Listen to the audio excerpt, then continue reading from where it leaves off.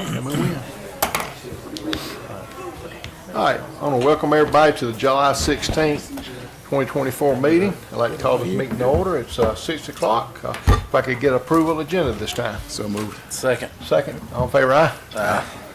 All right, it's our pleasure to have Josh Eccles from Community, Gray Community Church who's going to open us up in the invocation and pledge.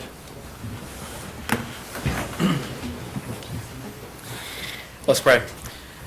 Jesus, we're thankful for this day. We're thankful for your goodness and your blessings upon us. We ask you to be with us now as we enter into this meeting, that you would guide us, give us wisdom to better our community, to continue to lead us. Lord, we pray for our country. We know we're in a very divided time and people are, tensions are high. We just ask that we as a community could be a beacon of hope and light to the world and show people how things can truly operate. And Lord, we just ask you to lead this meeting and lead us and guide us. And we pray this in Jesus' name. Amen. Amen. Amen. Pledge allegiance To the flag of the United States of America and to the republic for which it stands, one nation, under God, indivisible, with liberty and justice for all. Thank you very much.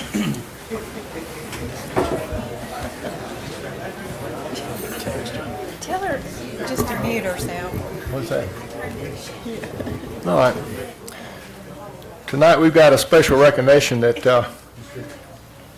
I had an opportunity to go to Jekyll Island this last week, and this gentleman right here, as far as is a great mentor to everyone and co-workers involved as far as his dedication and all. And I'm going to turn it over to Sean. I guess you were going to do this, wasn't you? I thought you were. Well, it's a recognition on. I'll let you tell the story, but I'm very honored to be there and see the job this gentleman had done and the recognition they honored him with. Yeah. Well, I'll just say a quick comment. Bert and I, we were just talking when I sat down. He said that's, he's very deserving of that award, and it's a good reflection on you. He was saying that to me, and I said, man, he deserved that before I got here. So, he's an exemplary employee. He does stuff that you ask him to do, never fusses about it, never questions it. And if others would follow suit, I mean, we would be the top department in the state or the country for that matter. So, we were down in Jekyll Island for the APWA Awards Banquet. I think it's the 9th annual awards banquet. Albert Bonner was awarded the Employee of the Year for the APWA for the state chapter, which is a huge honor. He got to talk to.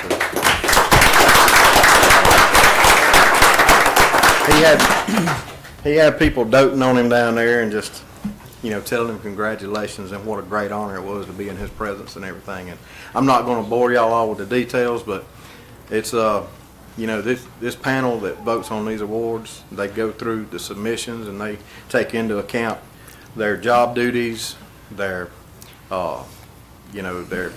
everything that goes along with what all they do and who all they've impacted. And it was a great story reading his submission. So I'll let you go ahead and invite him up here. And Mr. Bonner, would you join us up front with the Board of Commissioners?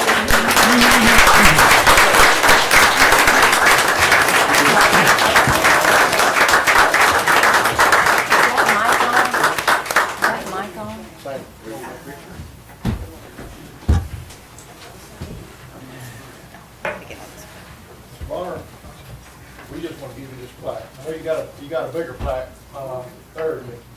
And our gratefulness to you and your job and your mentor. When I had an employee, I asked him if they were keeping Albert straight. And he said, which Albert you talking about? And I said, Albert Bonner. He said, sir, he said, I was in the Army. He said, my drill sergeant did give me a break. He said, Albert Bonner don't give me no break. He said, so he compared you to, he said, his drill sergeant was easier to go with.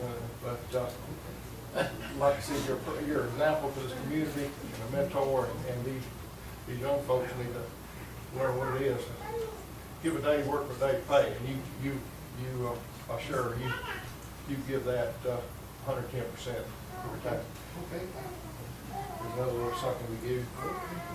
Here, right, stand up front where you get a board picture with all of us.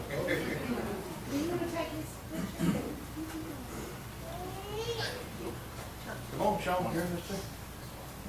Anybody in there? You can call.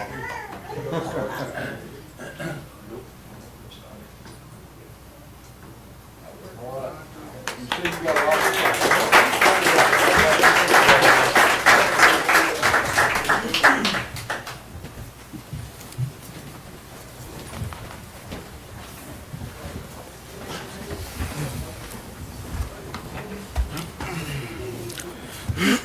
All right, we move on to consent agenda approval for minutes. We had a first Tuesday, July 2nd, 2024, along with executive session. If the board's had an opportunity to review the minutes, I entertain a motion to approve. So moved. Second. Second, any more discussion?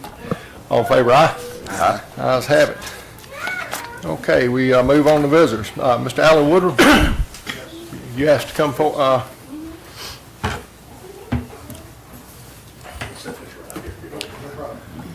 How y'all doing again? like you had. It's like me, it's old. Hey, I came before you a month or so ago and asked about the exemption for people 65 and over. Was advised here to go to the school board. That is a joke. If you think you can get in touch with even your school board representative, you are wrong. I've tried Miss Bailey to no avail. I called her office, asked to get them to call. My representative is Miss Nash. She did email me, I'm sorry.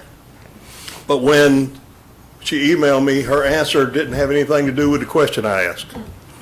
Okay? So here's what I'm here to ask. Okay? I don't want to be known as the guy that causes all the problems, but I am going to get an answer one way or the other.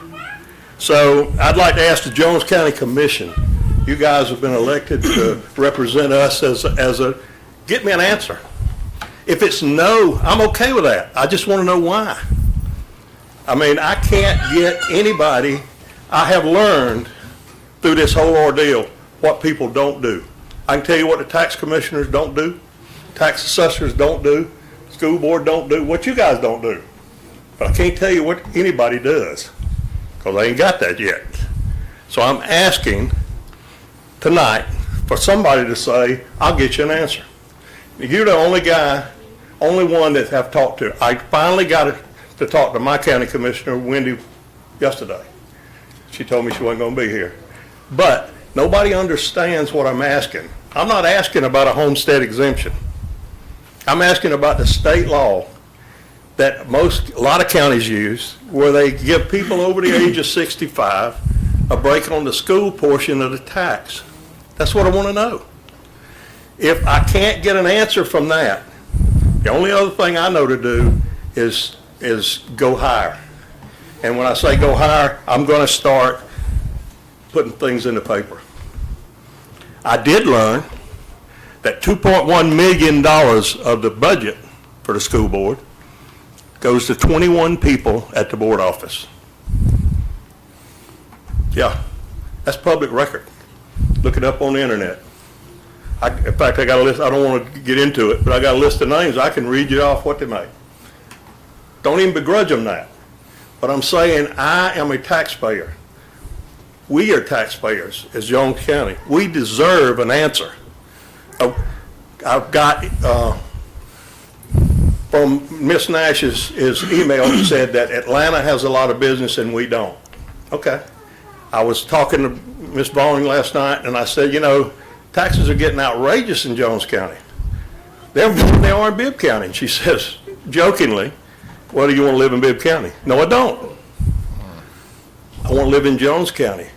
But do some of these people here want to teach and go to some other county where they can pay them these exorbitant things?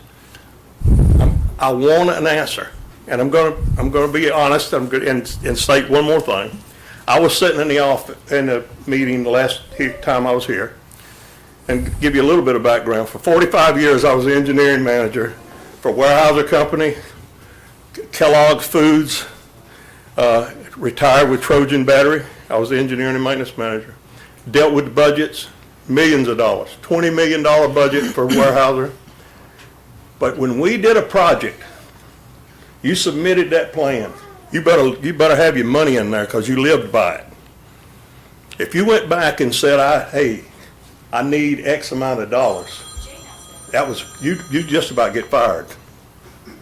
And I'm not faulting you guys. I've heard about the past board.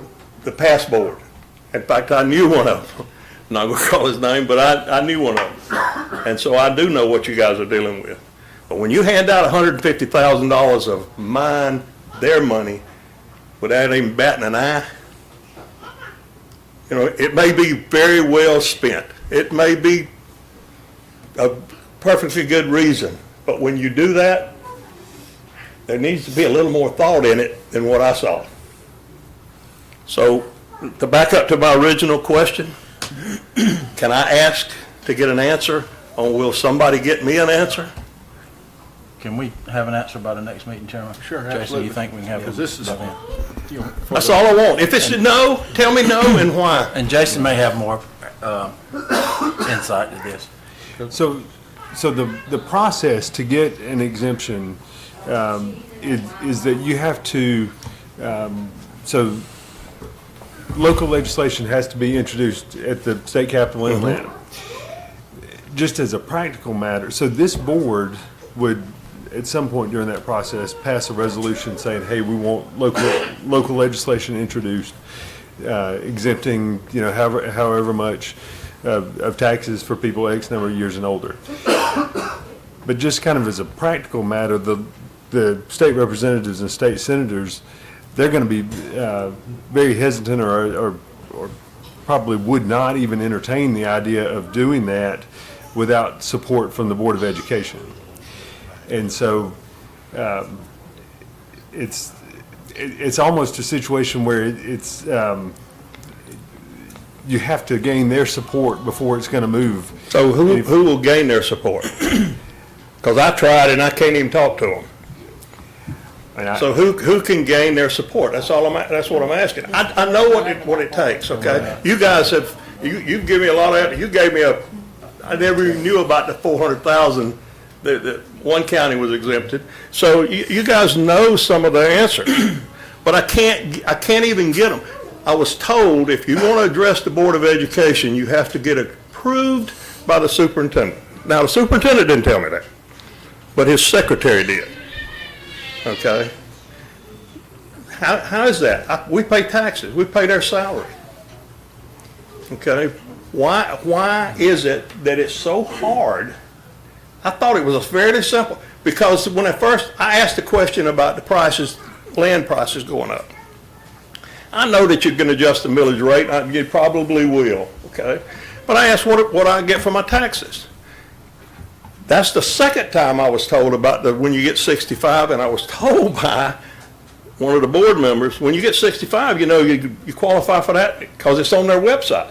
It is on their website, but you don't qualify for it because Jones County don't. And, the form is on their website. Looks like you get it, but you don't. They do give you an extra, I can't remember what the dollar value is, a little bit off of your homestead exemption, if your salary is a lot less than Social Security. So, that's what I'm being told. I don't know that for a fact.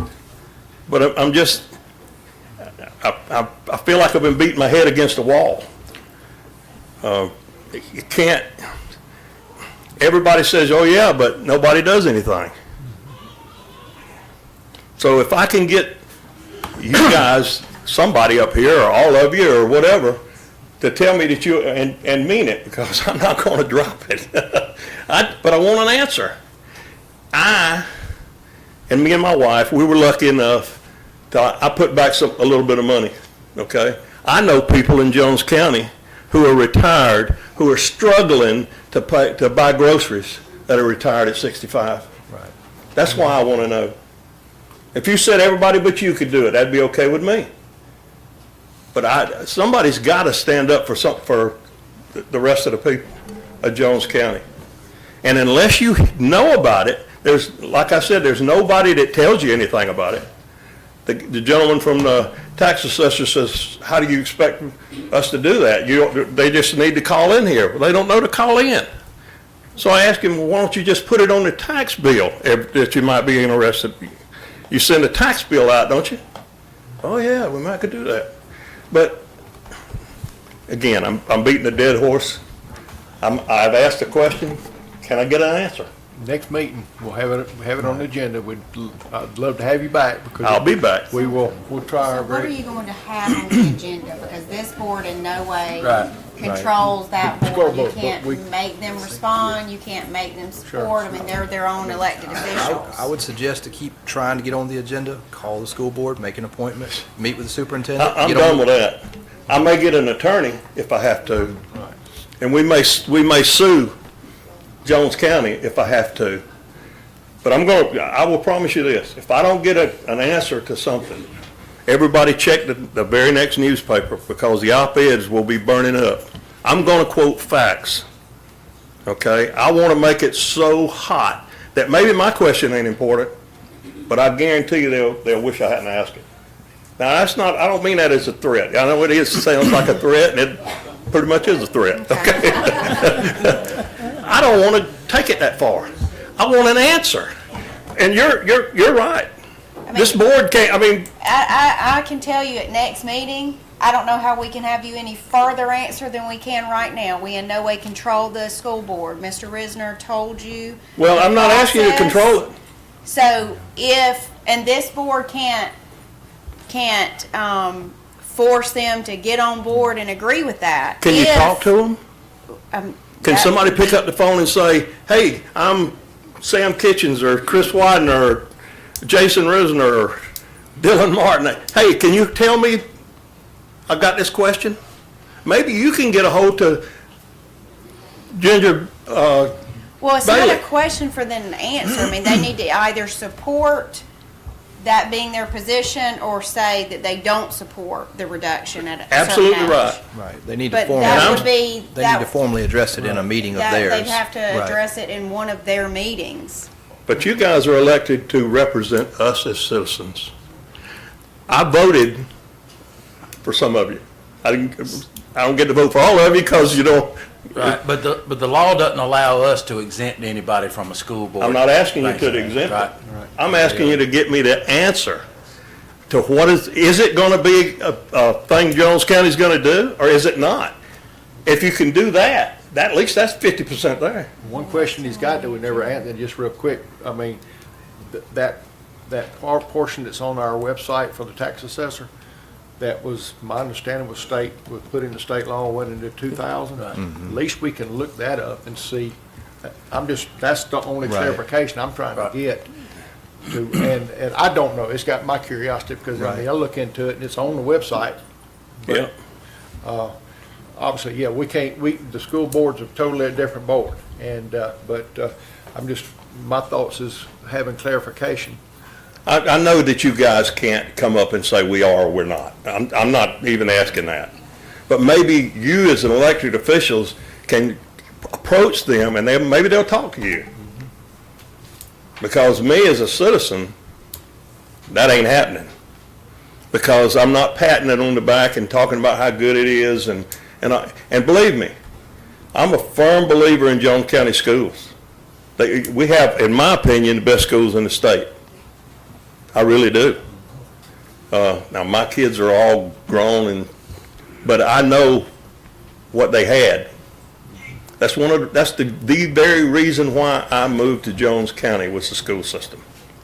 So I'm not arguing all of that, but I'm saying, can somebody tell me the rationale? And I'm looking to you guys because y'all are elected officials, I guess. Because I can tell you, me as a taxpayer, I can't get anywhere.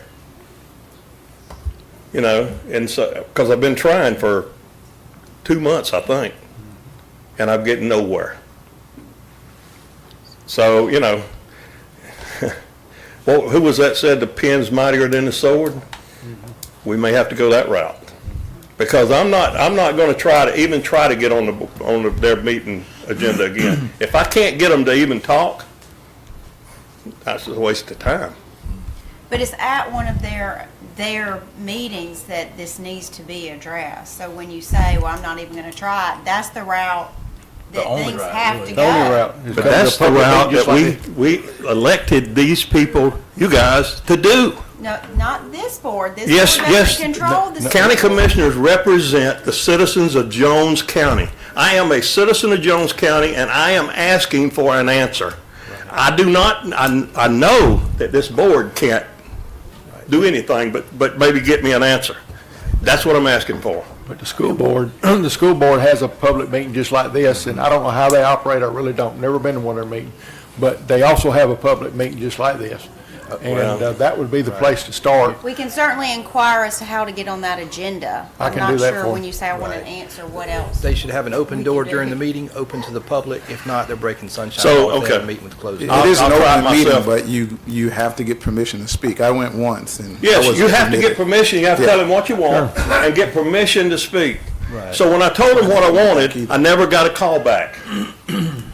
That's the reason why I'm asking. Right. Well, that's, You know, I'm not talking about what's legal, I'm talking about what's right. Okay? And yes, I do tend to get animated, I apologize for that, but I tend to get animated. But I'm being serious. People need to know that when you vote for a school board member, you're voting for, no, I ain't gonna say it. You're voting for somebody who does not have the authority to give you any answer. And I'd hope that the county commission is not the same way. I'm just asking for help. I'm not asking you to do anything. I'm asking for help. All right. see what we can come up with, because we don't have any control over that board, so. Right. He just Yeah. wants an Find out what answer. we So, can. yeah, we'll have an answer by the Find next out what we meeting. can. Right. Certainly. Well, I mean, and it doesn't have to be what you're gonna do. I will come, that's what I'm gonna do. Next meeting, we'll have an answer to the process, because I too, Commissioner Kitchen, have had a length conservation on this. We both were like, we see it on the website. So next meeting, we'll have this is what we found out for you, and we'll go from there. And I think we've been at this point, we've tried, and like I said, again, that's our hands, we can't, that's the school board, this is Board of Commissioners. Okay. And, I know you guys have to do it in conjunction. I've looked it up, the law, enough to know that you are actually the ones that asked for it. But you have to do it in conjunction with the school correct. board. The school board has to, but nobody will tell you who has to initiate the conversation. we'll have an explanation or answer or what we have found out next meeting, fair enough? Fair enough. All right, thank you, That's all I sir. ask. Thank you. Thank you. All right. Ms. Ross, are you here tonight? Wendy's trying to speak. I Wendy? think Wendy has it. Okay, I'm sorry. We're not doing a good job giving visitors Questions to to a the few people too at the state level and at the school board level to try to get this, some more information for him. As soon as you can get that, if you'll give Mr. Woodrum a call, that'd be great. I sure will. All right, thank you. Thank you, Mr. Woodruff. All right, Ms. Ross?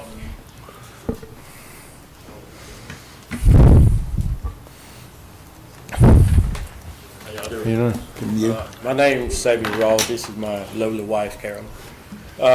So let me just paint a picture right quick. So we live at 181 Clifton Ridge. We've been there, Olivia Circle. We've been there about 25 years. And we got some neighbors that moved in about 11 years ago. And their land is horizontal to our land, right? So 2 lots. So 2 lots. And we're dog lovers too. So, no, we got dogs, we got a chain link fence, we had chain link fence still up. And then, they moved in and they start, start owning dogs. One dog, then I guess they bought some more dogs. No, they had one dog. They had a male dog, his name is Kaiser. They bought a female dog to mate with Kaiser. The female dog had 2 litters. They kept 1 dog from each litter. Now they have 4 German Shepherd dogs, and now they're all adults. So, okay. So back, so they had a fenced-in area for their dogs in the back of their house, and our house is in the front. So we know the dogs were barking. They've been barking, but our house is away from theirs, and it really wasn't frustrating to us at the time. But it right? was frustrating to some of the other neighbors. So about a year ago, Mr. Goodling approached my wife and asked could he haul some lumber through our yard. Let me step back. The dogs were getting out of their original fence, and this lady and my son would go get the dogs Out of the street. out of the street, put them in our backyard, and go tell them their dog was over there, right? So they did that numerous times. So fast forward, he came over to my house when I wasn't there. He asked my wife, could the company that was cutting lumber, could they go across our yard? I didn't like that, so I went in. And I She- told them yes, that they could do it. yeah, she said yes, so I went to him that evening, and I said, hey man, do me a favor, if my truck is not in the yard, you ain't got no business over there asking my wife anything, it's man to man, right? But I said, since we did it, we're gonna let you use our yard. So, they used our yard. So after they got through hauling the lumber, a fence started going up. They put a fence up, horizontal to our home, and our bedroom is downstairs, is close to the fence, probably about 35 or 40 feet from the dog houses. So he put the fence up, and they separated the dog. They got a fence down the middle of their land where on one side is their house and one side is the dog. So they moved the dog on the front side away from them. Put them in our ear. And close to us, right next to our bedroom. They're right in our ear now. Got pictures of it. All right, so I politely asked Mr. Goodling one day, I said, hey man, do me a favor, man. Could you put your dog house on the far side of the fence because there's some trees over there, hoping that would dampen the noise? He said, okay. He still hasn't moved it. So again, we just trying to get, she's a retired vet. She's got sleep apnea. I'm still working. Hopefully I can retire next year. But it's tough waking up in the middle of the night, dogs barking, and I mean it's really tough. It's frustrating. We've tried to work with them with no avail, but we got to listen to that. We called the Jones County Sheriff Department and appreciate those guys coming down there. But we did several things. We took some recordings, and they said the noise ordinance, you got to be 30 consecutive minutes. 15. You got to be 30 minutes off and on. And to us that was vague, because it don't say 30 consecutive minutes, it said 30 minutes. Off So and we did it off and on for 30 minutes. And he also told us to get statements from our neighbors. We did that. And we did that. So we for one, 15 minutes gonna be hard to get. Well, we got 30 minutes off and on. Off and on, but it was not pleasing to the Jones County Sheriff Department. So we would like some explanation on the rule for noise or dog barking. The clarification. Clarification on that, and then people got to walk around the neighborhood carrying sticks now, and I mean, before they had to do that, Yeah, because the dogs are hitting, running up to the fence like they're gonna come over the fence. Because like we said, it's 4 of them. We also, Mr. Dugan, he's a Vietnam veteran. He suffers with PTSD, as do I. It's documented, and he can't sleep at night. And when we do fall asleep, we're startled by the dogs barking and howling. And that can be crazy when you're waking up 3 o'clock in the morning, if you are lucky enough to fall asleep, and they're howling and barking, and it startles you out of your sleep. And then we can't go back to sleep. It's frustrating. We had to put a vinyl fence up. We was forced to put a vinyl fence up because if we went outside in our yard, the dogs would just run like they was gonna jump over the fence. We had the UPS guys, 2 UPS guys, come up to bring mail packages. He said, man, how y'all deal with that? Because the dog ran over to the fence Like and they was was gonna barking at those guys. like they was gonna jump over the fence and get them. So- So we was forced to put up that fence. I got plenty of pictures. If anybody want to see them, got pictures. We was forced to put up this vinyl siding fence. Well, just a privacy fence, but we went with that fence. Because when you look at their yard, it looks like a farm over there. And we've been in our house, like my husband said, 25 years. And we're very proud of our neighborhood. And we're trying to keep it, our property value. We don't want our property value to go down. Nobody does. So, and we couldn't even use our yard anymore but until we put that fence up. So we want some explanation on the barking of the noise ordinance. We sent several records to the sheriff department. There's been no follow-up, and we need to know what are our options to address this. I mean, we can't keep going on like this. No, we tried to work with them. They didn't work with us, so. We just trying to we sleep need at some help. night, that's all. We just trying to sleep at night. Commissioner Martin, this is your district. I think you've talked with the Rosses. I've had a chance to talk to Mrs. Ross at length, and We did. we did some phone tag exchange. So I asked Jennifer, our Animal Services Director, to come and address it, because I want to know from a legal aspect what our liability expectations are, and the same for you. Because when I heard the ordinance, I was like, oh, interesting. Who's going to sit outside and capture that for however long? But at the same token, what recourse do you have? And so, Jennifer, if you don't mind, can you address this? And two, if you could pass the pictures around, we'd like to see those as well. Oh, yeah, please, thank you. And I got a petition from the neighborhood. Like I said, this has been going on for a long time. It didn't just start with me and Mr. Ross. It started before they moved those dogs. The other neighbors was complaining about those dogs. We have a petition. Oh, here's the petition. And those are the phone numbers on the petitions.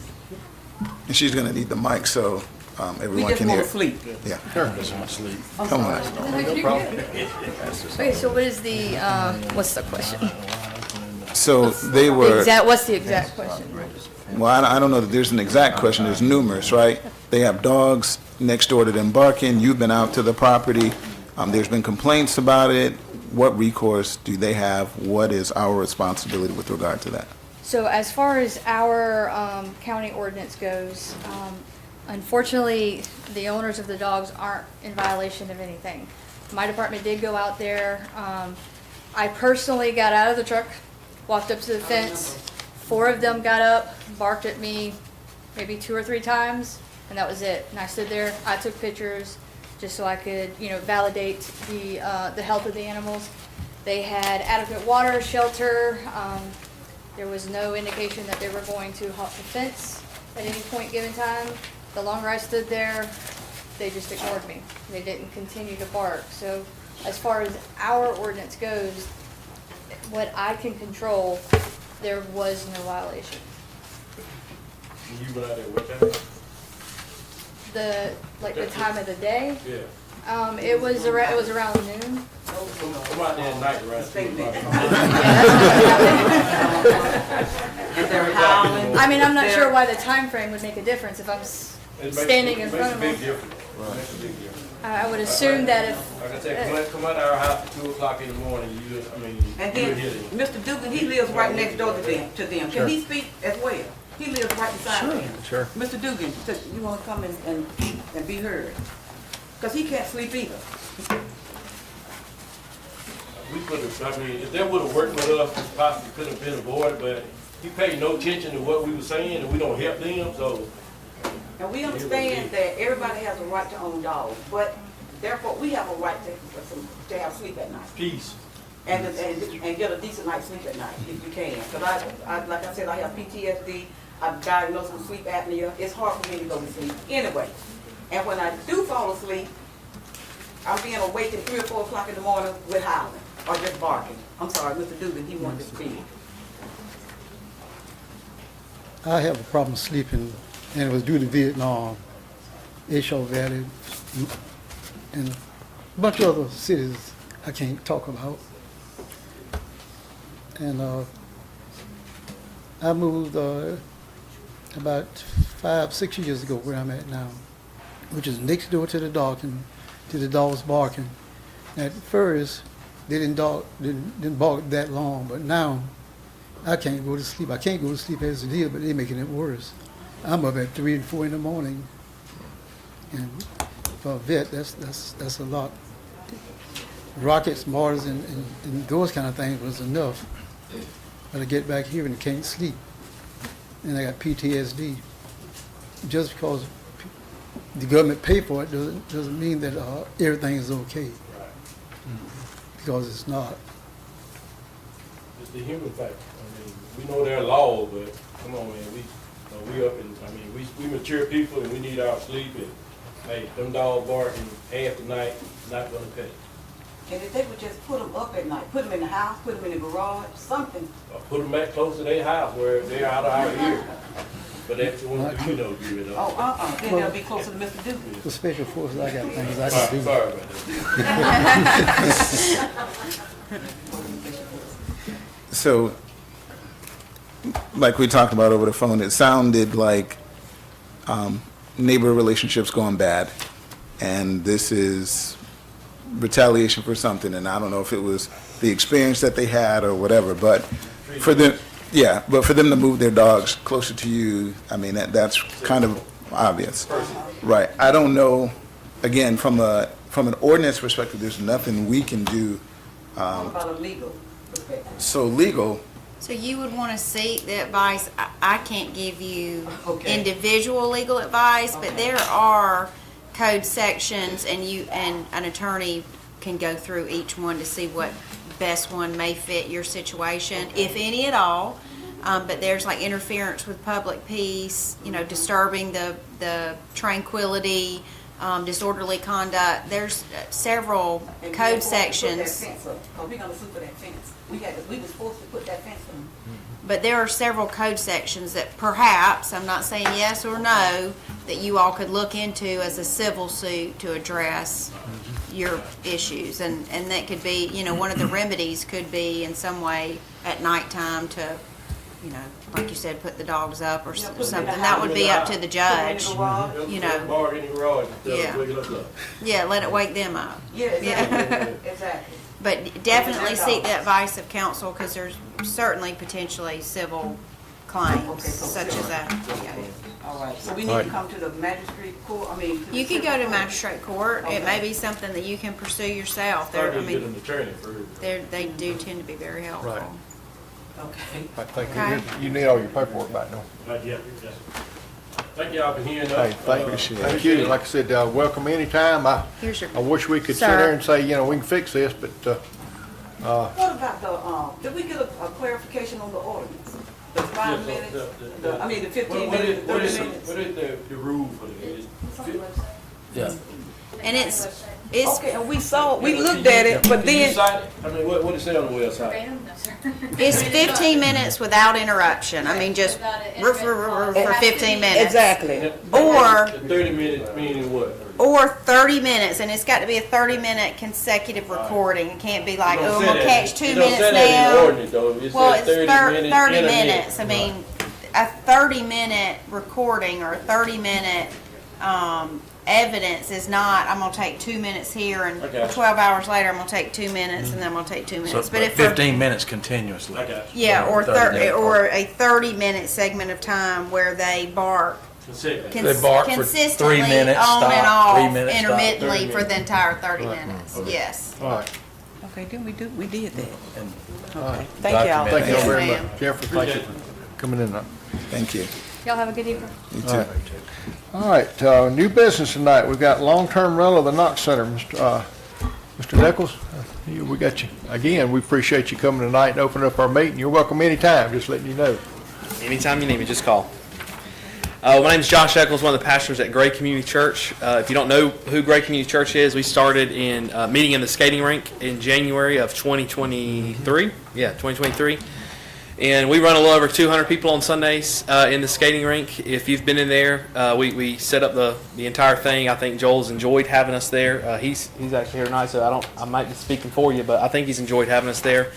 We've gotten to the place where we've outgrown the skating rink in terms of the children's ministry area, because they have the party rooms back there. And just for perspective, we had 12 babies there on Sunday in our nursery in a 10 by 10 room. So you can imagine the fun that they had in that room. There were 3 more babies in the service, and I think 4 women who were pregnant in the service. So we were growing as a church, and you should have before you a proposal or request that we have presented. We've explored the Knox before and didn't think it would work for us in terms of the children's ministry space, but we talked with Bert and some other chamber members up there about some of the rooms that they have for storage, and we're working together to see how we can consolidate those so that it would work for us. And so we've requested what it would look like to have some sort of long-term agreement of a $250 a week rate to rent that. And some of the caveats to that for us is we would not use the sound system in the Knox. We have our own system that we would use. It's already, ready for how we do. We're used to rolling it in, putting it up, and that would just be a whole lot easier on our volunteers and our team. We would be in there for only half a day. We're normally in the skating rink from 7 to 12, and then when we're out of there, we clean up after ourselves, and we would do that in the Knox as well. We would spot clean in places, make sure it's better than we left it. That's the way we teach our team. And one of the things about us as well is we want to remain community driven. I don't know if you've seen some of the things that we've had a chance to do this Sunday afternoon. We're doing a back to school bash where we'll give away 400 book bags full of school supplies. We have 8 barbers and beauticians who will be there to give out free haircuts and things like that. And so, when we put our resources towards rent, we need that for meeting times, but the more resources we put there, the less we can put in our community. And so we want to make sure that we can do that. We had a serve day recently. You may have seen that. We packaged over 35,000 meals that were given out in our community to families who need those. On that same Sunday, we hosted a block party in Joycliff and Baker's Acres. We hosted one in the Haddock Park and gave out meals there as well. We cleaned up the DFAX lot for their all their landscaping and some of their playground equipment. And so we as a church are going to be community driven. We think this partnership with the Knox Center would create a revenue stream for the rec department or for whoever would use those funds for things. We talked to Lisa Mullis, who runs the Fine Arts, and I think Julie King helps her with that as well. They're both members of our church, and so we talked to them because we know that they do a great job with that program, and we wanted to make sure that we wouldn't overstep or just wanted to see the ins and outs of it.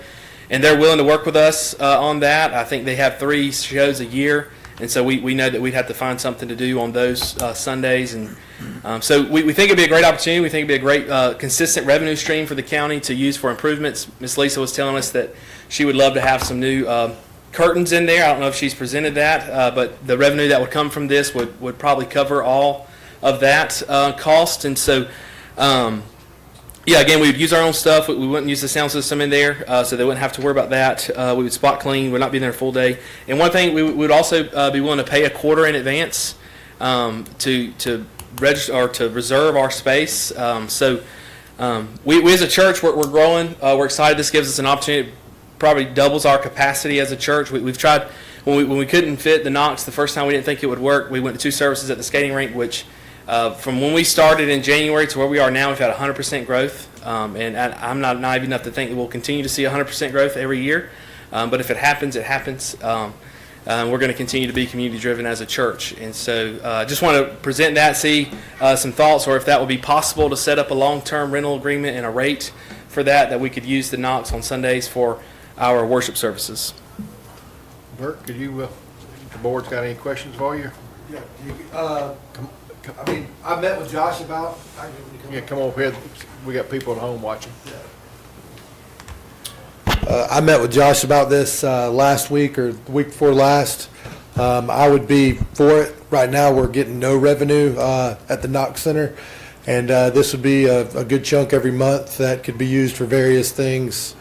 Like you said, we're trying to get new curtains and those types of things for the Knox Center, and pretty much there would be not a lot of additional work on our end other than just a little cleanup afterwards. But for church services and those types of things, they generally don't leave a lot of cleanup behind. So, Commissioner Martin, any questions?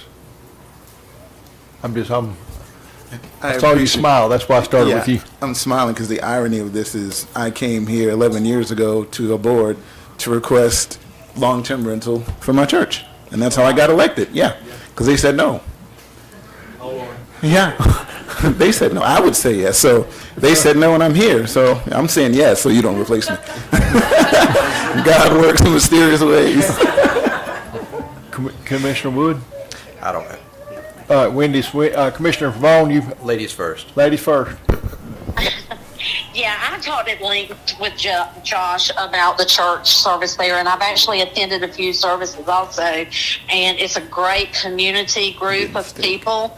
I know that because of the fact that Lisa and Greg Mullis is also very big in the church, that Lisa will make sure that they keep it clean and not abused.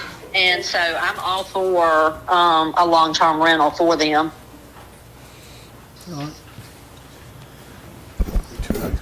I don't have any problem with it, so I'm good with it. And other unrelated, I know he was mentioned their community involvement. I'm really surprised that Josh didn't mention that they were also 2024 church softball champions. So they're really making their mark in this community. We were first and second place. Another thing on security, I know there's security for that. Wes is a member of our church, and he's on our board, and he said he would help coordinate that for each Sunday for us as well.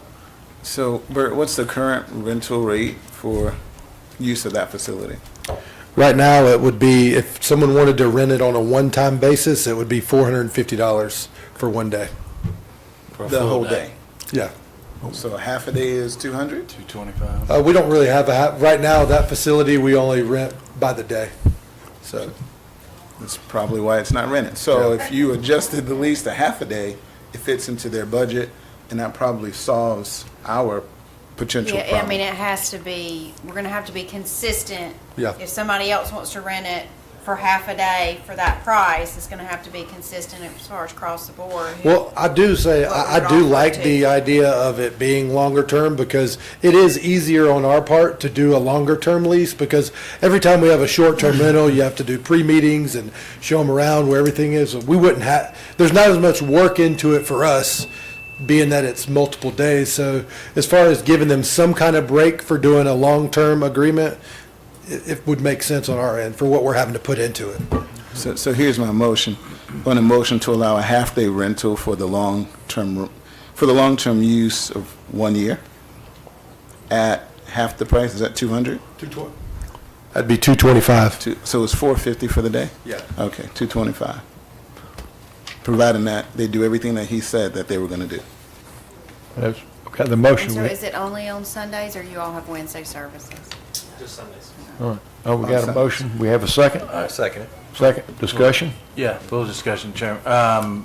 And this might be a legal question. So I know there's some law about religious events at government buildings if there's not a reason for it. And I think they would be justified by outgrowing their church, but I think there has to be a plan. So this can't be your plan is for long-term leases.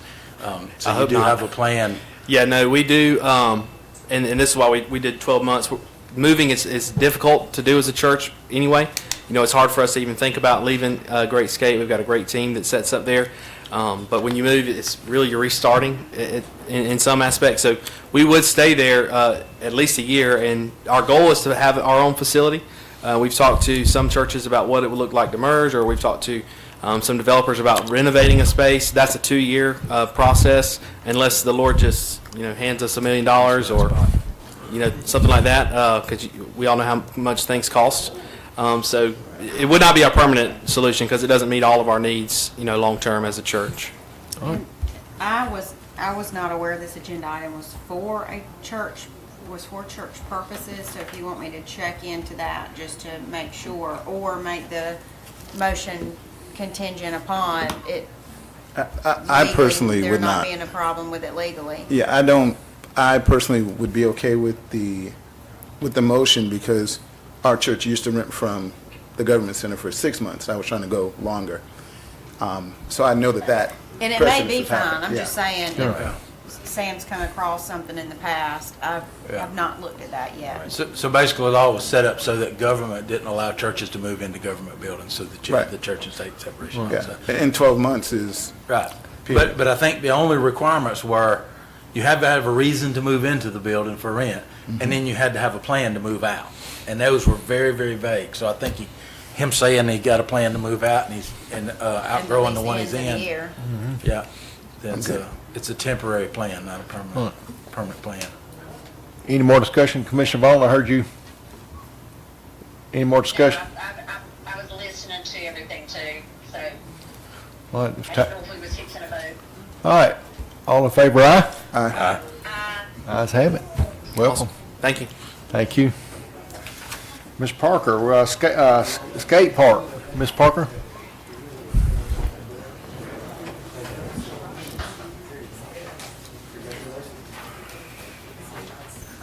oh, no. Hey, everybody. I am not Barbie Parker. She's standing next to me. I will be speaking on her behalf because this is an emotional topic for her and her family, but it's also something that me and my daughter do together. So in order to make it as easy for you guys as possible, in case a lot of emotions get involved with the particular situation involved, Give I'll us be your here for it. give us your name. My name is Lacey Hancock. Born and raised here in You need Jones an County. address? Okay. And I do have the talk that I'm going to give tonight, as well as the petition for the skate park for you guys, for copies, just for you guys to have. I know we like to share here, so I just figured y'all would pass it on. And then right here is going to be the proposal for the skate park itself. There are some questions and answers that we're coming to you guys for help with. Obviously, a location is going to be one of the biggest questions. We have some ideas in mind, but if there's an area in y'all's particular areas that y'all have in mind, we would love to hear that. And we also have on the proposal there 2 great companies that do build skate parks. My favorite's the California Skate Park Group on there. They helped with the Macon construction. They also, if you give them a set budget, they work within that budget extremely well. So my proposal and Miss Barbie's proposal is the Jones County Memorial Skate Park. We called it the Memorial Skate Park because as most of you are aware, she did lose her nephew, who was a huge skateboarder. And they came up with the idea for it, and we like the idea of having a memorial skate park so that people do, maybe they want to donate a bench or donate a rail in the name of someone that they have lost in the past. Tonight I want to address the growing movement in our community for action sports. No matter if it's 4 wheels or 2 wheels, these sports are more than just a pastime. It is a passion that ignites physical fitness, mental resilience, and a strong sense of community. But right now, these young athletes do lack a dedicated space in this hometown. That's why we propose a project that will benefit everyone. The creation of the skate park, this isn't just about concrete and rails. It's an investment in our youth, their well-being, and our town spirit. Skateboarding and BMX is a powerhouse workout. It challenges your balance, coordination, and core strength, building solid foundations for overall fitness. A skate park provides a designated area for kids and young people of all ages to get active, reducing screen time and boosting cardiovascular health. I myself have lost 25 pounds rollerblading, so I take that, kind of to heart. Studies show that physical activity translates to mental well-being, reducing stress and anxiety. Imagine a generation that's not just physically strong, but mentally fortified as well in our community. Currently, these athletes practice on sidewalks, plazas, and even private property. This creates a safety hazard for them, pedestrians, and property owners. A skate park offers a controlled environment with proper equipment, minimizing the risk of accidents and damage. It allows them to push their limits safely, building confidence and resilience. Skating and BMX fosters a unique camaraderie. Skate parks become hubs where kids from all backgrounds can connect, learn from each other, and forge lasting friendships. This sense of belonging and support is crucial for young minds, building mental fortitude and fostering a spirit of teamwork. Imagine a place where mentorship blossoms between experienced riders and beginners, where those who feel like they fit in nowhere can find a safe and welcoming space. This park would be a beacon of fellowship and acceptance for all types of people. Skate parks are vibrant spaces. They attract visitors, boost local businesses, and revitalize neighborhoods. Imagine a space that showcases our town's youthfulness and vibrance, attracting families and boosting the local economy. Currently, the closest decent outdoor skate park in the area is about a 30-minute drive away, which is currently where my daughter and I skate, is the Macon Skate Park. This park would eliminate that barrier, allowing our youth to easily enjoy this positive pastime. We understand that funding a project like this requires careful planning. However, we do believe the benefits far outweigh the cost. We, the proponents of this project, are eager to work with the town council to explore fundraising options, grants, and even volunteer opportunities to make this dream a reality. Let's invest in a space where our youth can build strong bodies and unwavering minds. Let's create a safe haven for them to thrive, a place where mentorship flourishes and fellowship unites. Let's build our very own skate park and together grind for a healthier and happier community. Also, I know that we do have a lot of churches in Jones County. Personally, I grew up at Elam Baptist. We used to skateboard in that parking lot. One thing that the Macon Skate Park used to do, and they did it some at the sanctuary as well, is they would allow church fellowship at that park where they can come out and skate and do the fellowships outside. Obviously, we have an amazing community with Joel opening up the skating rink here. However, we can't skateboard or BMX there. We can rollerblade and all that good stuff, but we do want to have an outdoor area where people can come, sweat, work out their frustrations. Because, y'all, I'm telling you, rollerblading's a workout. If you get out there and do it for just 30 minutes, my day is erased after that. Do you have anything that you want to add? Personally, I also want to thank this family for allowing me the opportunity to talk for them. I know this is very, very personal to their heart. So I appreciate everybody here supporting Yul and his family. Thank y'all for coming out. It means a lot that y'all let me speak on your behalf. Any questions from the board? You got any thoughts or ideas on where? So we were talking about if there were space at the two rec centers, either on 49 or, the Morris Stevens. I remembered when I was a kid, we used to do a lot of church groups and outings and things right here next to the government center and that field that's right there. I don't know what is currently going on in that area, but a lot of people in the community have proposed including like a small, maybe like water area, a splash pad? Mm-hmm. Like a splash pad area, something where like if, say, the teenagers are out skating or the dads, moms, or whatever are out skating, maybe a walking trail where moms can push their babies or have a water pad attached to it. This could be something, where we could grow and expand beyond just the skate park itself, but, maybe even just a memorial park. And the idea behind the memorial park was in the event, say, we have a set budget and people want to donate. For example, we talked about benches, or in the case of Yule, maybe he wants maybe the family wants a snake rail or something with his name on it to memorialize him as a skateboarder. But that way people in the community can come forward and donate to the funds and have a bench where they can come out and, sit and remember their loved ones.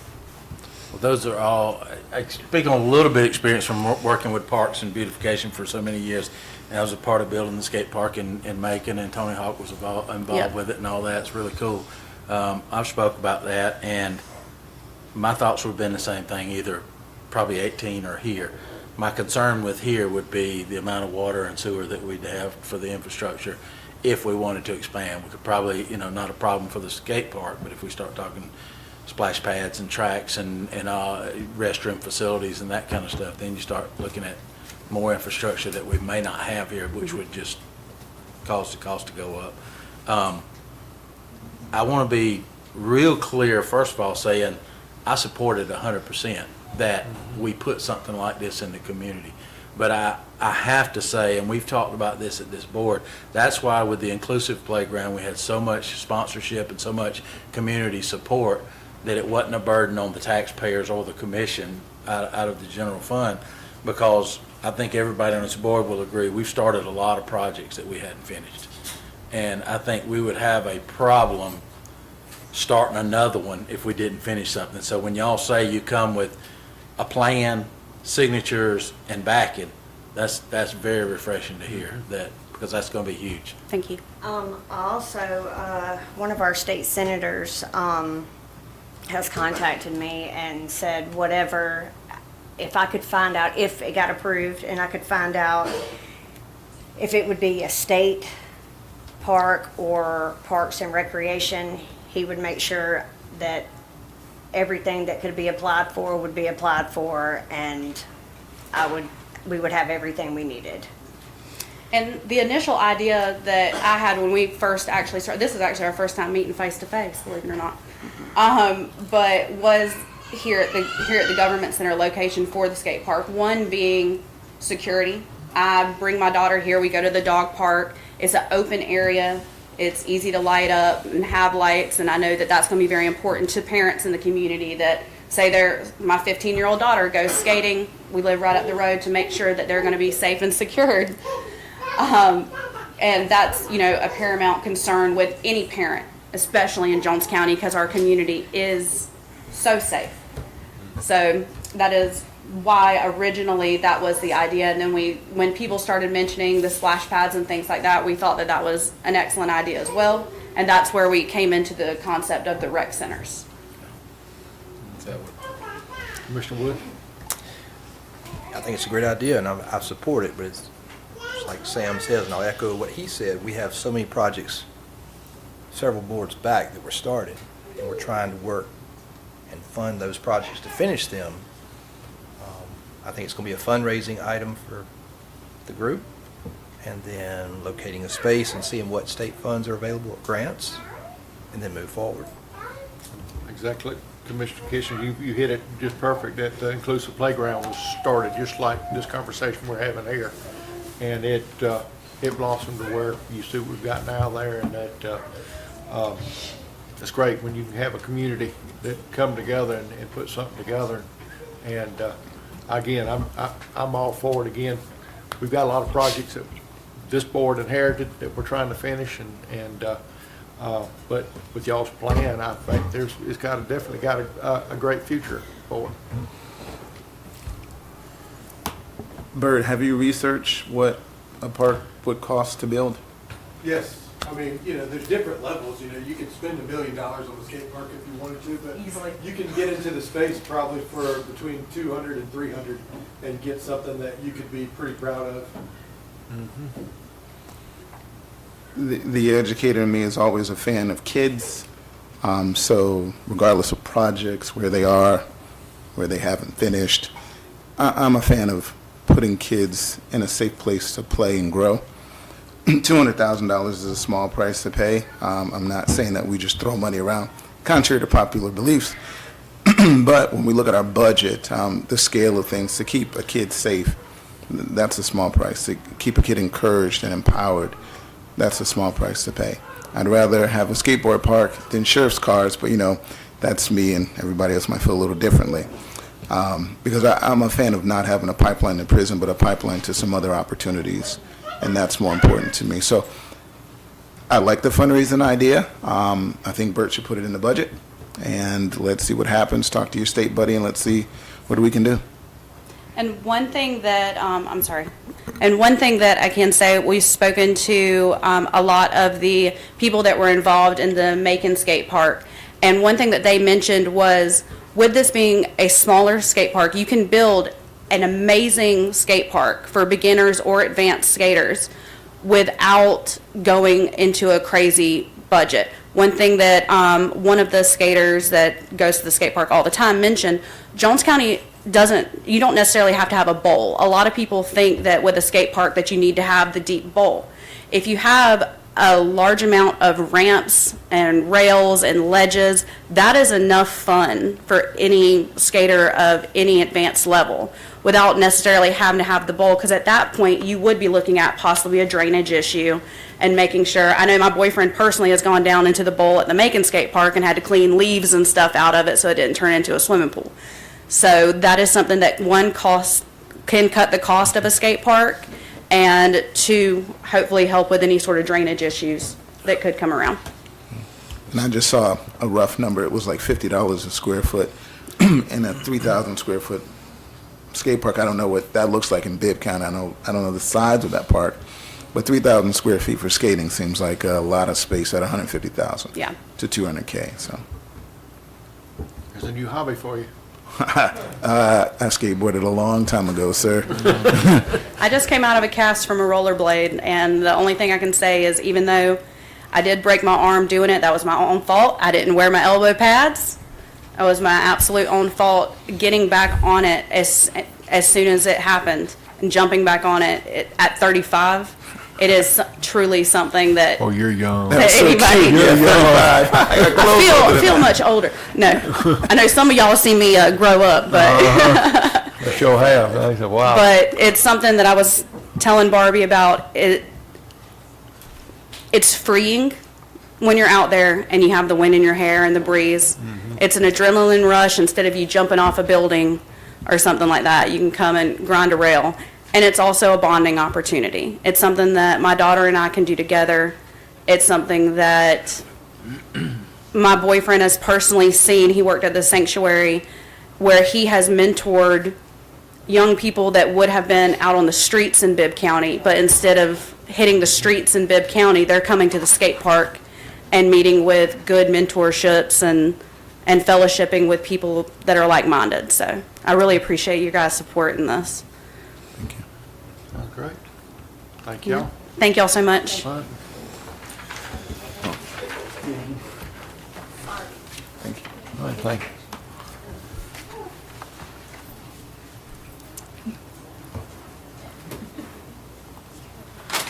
Mr. Resner, millage rate advertising? Yes, sir, Mr. Chairman. So about this time every year, we start the budget and millage rate process. One of the things we have to do as part of that process is place an advertisement in the paper with a proposed millage rate. After that is advertised, you can come down from the advertised rate. You can't go above it without restarting the whole process. And so traditionally, I think what the board has decided to do is to advertise the prior year's millage rate. And so we are still waiting on tax digest numbers, and that'll help you, set that final millage rate. That won't come until later in August. But just because of advertising schedules and the newspaper schedule and that type of thing, we're around the time where you have to make a decision on what rates you want to advertise there. And so, so that's kind of the background on this one. Said that, I mean, in the past, that's what we've had to do, but like I said, the last 3 years, we rode the millage back, and I feel certain it's going to happen again this year. Any thoughts on that? I think if we got to start now, I think the starting point is same as last year, and then work our way back to the budget. That's right. Because right now, until we get the final numbers, and start the budget process, we can go from there. But we'd love to include anybody here, I mean, to be a part of our budget here, because it is eye-opening at times, and we'd love to have y'all here. And these department heads are all shaking their head, and it's a tough time of year for everybody. I'm very proud of our department heads over the years, because y'all, I mean, think every department we got constitutional officers included, have found ways that we can save money, and that's why we're still where we're at today, is by finding ways to save money and continue going like we're in the right direction. So with that being said, you need a motion for advertising the. Yes, sir. Second. Second. Any more discussion? None, all in favor, aye? Aye. Ayes have it. Ayes have it. Thank you, Commissioner Vaughn. Haddock Christmas lights. This is my agenda item. Had an opportunity to meet with the group in Haddock, their Haddock Revitalization. Haddock Revitalization Committee. Yes, and they're November 23rd, if I'm correct. Is that correct? They're wanting to have the Christmas tree lighting festival in Haddock. If y'all haven't ever been to that, it's a very nice event. They're asking if they can shut down the Bowen Hill Road from Trish Ann's to just past the. There's a street behind Dollar General. I don't think it's named, but there's. Right. To shut down that short stretch. And just a short stretch, so they can have a little festival with food trucks and whatnot. They've already got with the sheriff. Sheriff said that he'd furnished what was needed as far as traffic control and whatnot, and just needed our blessings to be able to shut down that section of street for the event and have the festival, and inviting you there because it's nice. What's the date? November 23rd. It's a Saturday. Yeah, Saturday. Christmas tree lighting festival. Isn't that what they call it? Yes, it's been a number of years because of COVID. They haven't had it, I believe. So now they're trying to get things back up and going. There's a lot of good events planned. There's a lot of sponsorships and booths that'll be available. Sure. Commissioner John, Wood, you got a motion? I got a motion from Commissioner Wood. Motion to approve the shutting down of the street. Second. Bowen Hill Road for November 23rd for the Haddock Festival. We have a motion, we have a second. Second, Commissioner Vaughn. Any more discussion? None, all in favor, aye? Aye. Ayes have it. All right. Like I said, make sure y'all put it on your calendar, because it's, like I said, Commissioner Wood said, it's been a while, but it's well attended. Right. Even got some local entertainment coming in there. I'm sorry? She said Santa Claus will be. Santa Claus is gonna be there. He's not local. Santa Claus will be there, that's correct. And if you've been a bad boy or girl, I would say you need to go down there and sit down and just talk with him and see where you can better yourself before Christmas. Looking to see if I got any, Bert, you or Sean want to start off on department head? Everything's good with us, just wrapping up summer activities. We're registering for our fall sports. Deadline to sign up for football and cheerleading for August 4th for anybody interested, and soccer will start right after that. I think I saw flag football too. Yeah, flag football too. When they speak from the audience and people watching here. All right, Sean?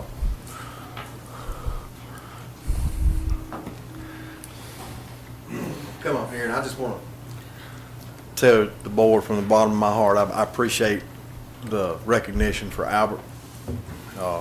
Like I say, he's an exemplary public works employee, but our guys this morning, we had our roll call meeting, we watched the video on what is public works, and every one of them, they do a great job at what they do. And I can't sing their praises enough. I wouldn't be where I'm at without them.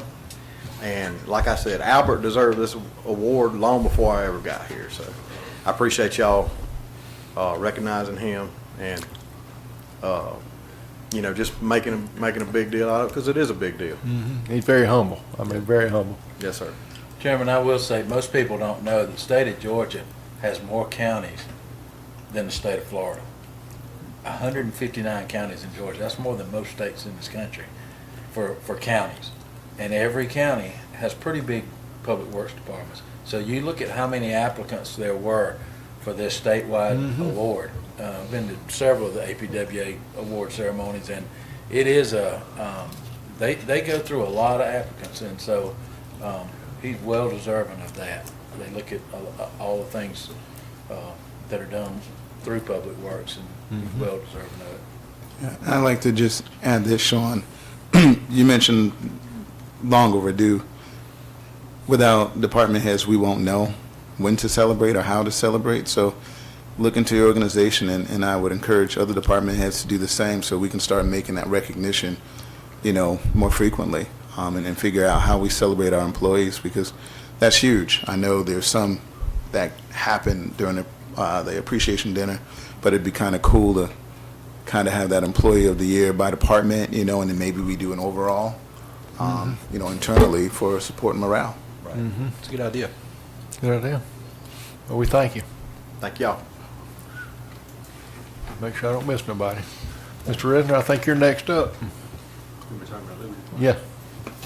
So the Liberty Park project, we continue to work through the process there. As we talked about it a few weeks ago, some additional funding. At that time, had what we thought was what I thought was a very good plan for how to move forward and how to complete the project.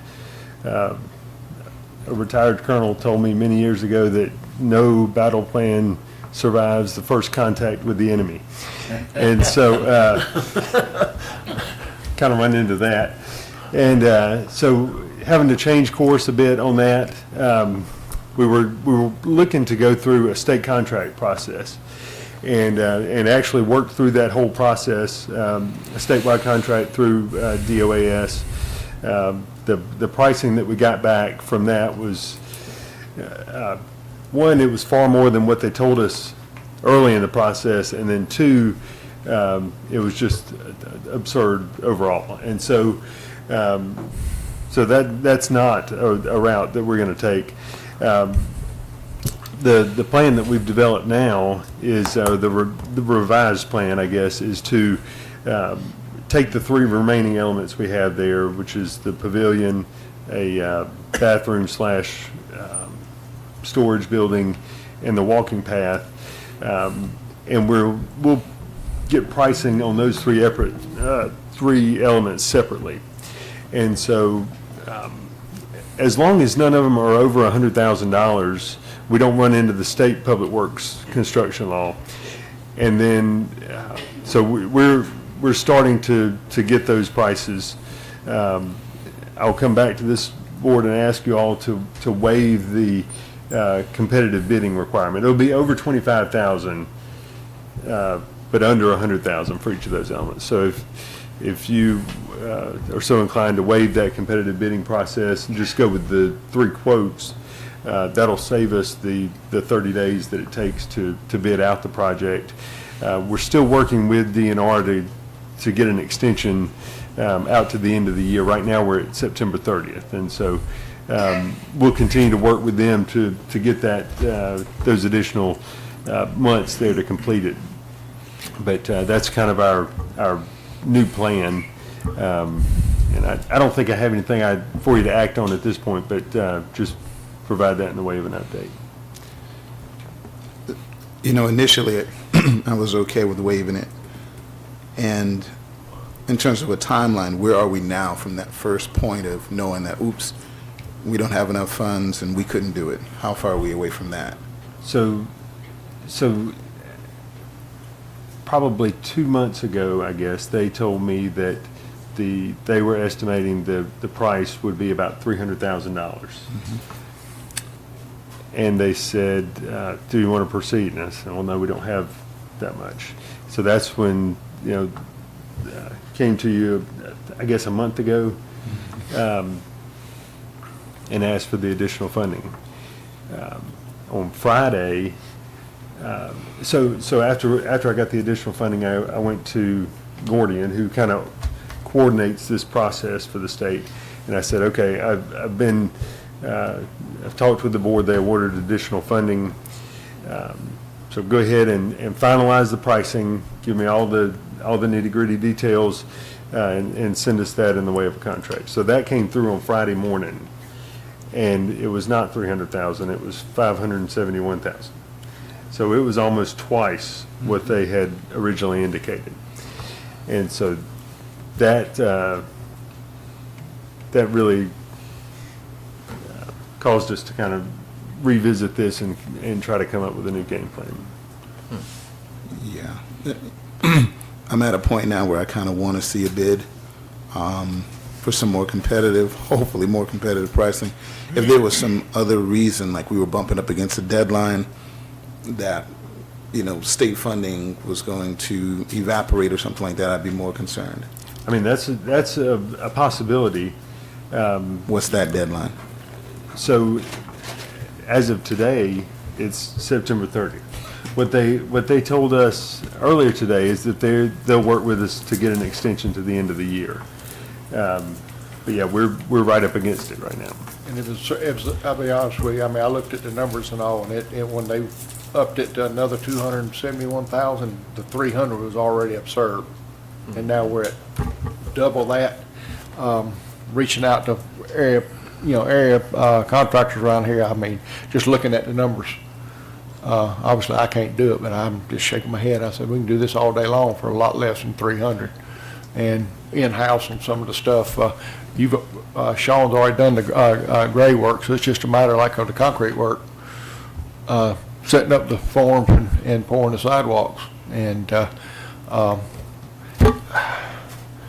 just shake my head sometimes, wondering where in the world these people can come up with these absurd prices, but they're not realistic, I promise you. Jason, did they give any justification of why this steep price increase? Is it just because, or are they that busy, or it's just they give you one of those prices they'll do it, but they really don't want your business? So the best they could give me was they said that those numbers were always bare minimums, which frankly I don't remember them telling me during those earlier conversations. And that was all they could really give me. In short, basically no answer. Right. Okay. I think one of the things with the infrastructure with plumbing and all, you got to realize we got a one-stall bathroom. Mm-hmm. One-stall I bathroom. remember. I know. Oh, yeah. I'm familiar with it. Needs to be updated. We got a 20 by 20 pavilion, pole bar, and you know yourself, Right. you know, realistically, 25,000 with a pole barn, which is a pavilion. And they're at 68,000 on their quote. I just don't, you know. You had we're power very and lights, mu- you're still not, you had power and lights, fans, you're still not at 68,000. And 170, I looked at $170,000 in a one stall bathroom. I'm a fan of, I know we have contractors in our community that do this all day long. I'm such a fan of locally, hey, guys, bid, give us a quote, you got 5 days, let's get it done. Because that can stay real local, real easy. Right, that's where. I'm okay with that. I don't want to call Reeves Construction, no offense to Reeves, or, you know, anybody else for a number. I'd love to put it out there. You know, if Joe's pole barn service contacts us and say, hey, I can do that 20 by 24, 40,000, and he comes in low, let's get it done. I think we can accomplish that through sealed quotes, not sealed bids. Because if you do sealed bids, you got to have 30-day, by law, 30-day advertisement to open them. But if you say, we need quotes from ABC Company and we're going to open them up on August 1st, Yep. then they have 10 days to get you their quotes. If they don't want to quote, they don't have to quote.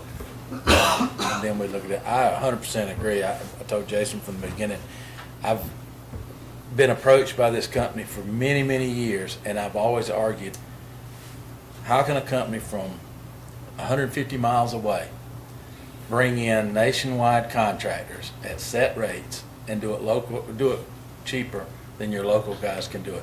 Sounds great on top because we got 100,000 contractors under our umbrella, and they've agreed to do it for $72 a square foot. You're paying $135 a square foot. We can do it all day long. Just give me a chance, and here, let me give you some estimates on what we could do your project for. We look at those estimates and go, well, yeah, that's cheaper than we could probably get it done locally, or about the same price. So one-stop shop, you sign the contract with us, we hire everybody, we do construction management, we do CA, we do everything. Give you a finished project. Well, that's all great until you get down to the final number, which is exactly what he's got. And what contractor in this world gives you a bare minimum quote and expects to get the job? And has not looked at any of the unknowns, and no contingency, nothing, just, oh, that was a bare minimum. It's, I've never done work with them, and I'll say it publicly, never will. So. Yeah, it's a great concept if you buy into it and it's actually real. It's for them. Yeah. It's a good great concept for them. Man. But, Might be my business plan when I retire. all right. So no action yet, right? All right. Anything else, Mr. Resnick? Your man, citizen comments. Any citizens tonight like to come forward? All right. No citizens? The other budget. Come forward. Give us a date on the budget. Come forward. You're not gonna come speak to us up Oh, yeah, front you now? can't come, sit way you can't back come down here the without back? speaking. Come on I up. get a mic, I may start quoting scriptures. He said this meeting's gone on long enough. He wanted He didn't want to get up here. It's like they preach, I'm closing. And it's 3 hours later. No, I'm glad to be back. I've been busy. I have a deal with ministers from Atlanta down south, so I missed a couple of meetings. But you was talking about the budget, and you didn't give a date on when the budget will be. So the meeting date, where the department heads will present their budgets, their requests, sort of the special request kind of things, the big projects, is going to be August 16th. I have no paper. It'll be on the internet. We'll have it. Okay, okay. But I thought he was saying that when you all meet, we can come in the. Didn't you say that? I thought so. Yeah, you can come and be, sit in and listen to the budget process. And then, yeah, that'll be an open meeting, and you and everybody are welcome to come to that. We'll also have a public budget hearing. Let's see, let me give you the date on that real quick. The public budget hearing is just a time where anybody could come and offer any kind of I think comments. that's what he was talking about. Well, you come to the you come to The work the session, the yeah. 16th, Right. you're also, because there's a public comment session on that too. Okay. let's see. All right, the public budget hearing, which is the thing that's required by state law, it'll be Tuesday, August 13th at 6 p.m. And then the board will go through, usually they get it done in one day where they kind of go through all the list of requests and, pare it down to whatever funds are available. And then the budget will be ready for adoption on August 20th, if everything goes according to that schedule. Okay. Can you cover those dates one more time? Yes, sir. So the public budget hearing will be Tuesday, August 13th at 6 p.m. The department head budget presentations will be Friday, August 16th at 9 a.m. And usually that meeting runs from about 9 a.m. till mid-afternoon. And then the budget and millage rate adoption would be at the commissioners' meeting, the second August meeting, which is Tuesday, August 20th at 6 p.m. That's good, thanks. Let's see you after. Let's see. Yes, sir. Thank you. Anyone else says comment? Commissioner Vaughn, you want to start us off on ladies first tonight? I sure will. First and foremost, I miss everybody. I am here in Savannah on a conference for a board that I represent Jones County on, and so I'm grateful to be here for that. But also Albert Bonner, I cannot say anything more than what's already been said by so many other ones tonight, and it is an honor to have him represent Jones County. He does a great job for the county, along with so many other ones. I wish we could honor every one of them. But, of course, I'm going to mention that school's fixing to get started up, so everybody be safe and sound out there when school starts. And I will see y'all at the next board meeting.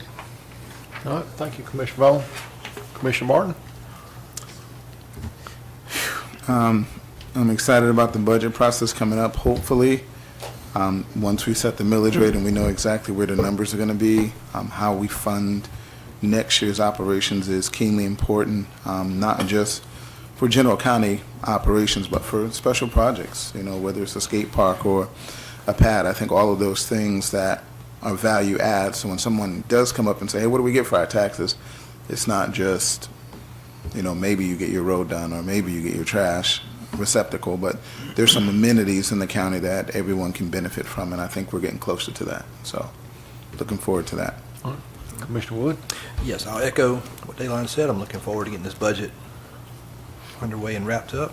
Because people do ask, what do we get for our taxes? And I have to explain the process and what all they get, and explain the Board of Education side, that go talk to them, and they'll tell you what they provide with those tax monies.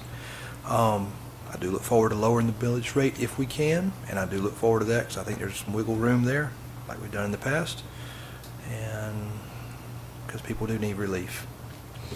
And I'm thankful for the Haddock Park assembly of the new playground equipment that's starting very soon. That's great. That's all. Echo exactly what they said. The budget's going to be real important this year. I would be remiss if I didn't say, from sitting on that side of the fence for so many years and having to ask commissioners for my funding for a budget every year, I can say this. I know we've sat at these tables for at least the last 5 or 6 years and told them, let's fix the holes in the boat. Let's hold steady. Let's don't increase anything. Hold your budget to last year. Hold your budget to last year.